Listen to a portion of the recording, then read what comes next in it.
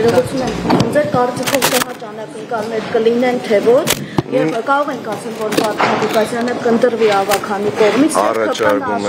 առաջարկում եմ հետևել նիստին ընթացքում ամեն ինչ կտեսնեք ինչ է տեղի ունենա։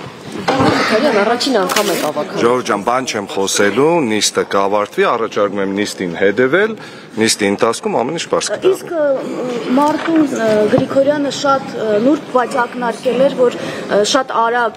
դուք որոշեցիք Վարդան Ղուկասյանը, շտապեցիք Վարդան Ղուկասյանին աջակցություն հայտնել, այս մասով ինչ կասեք, նաև ընդդիմադիր դաշտում էլ եք։ Բոլոր հարցերին կպատասխանեմ նիստից հետո,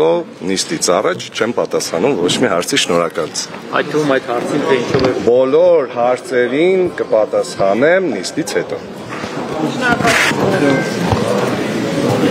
Շնորհակալություն։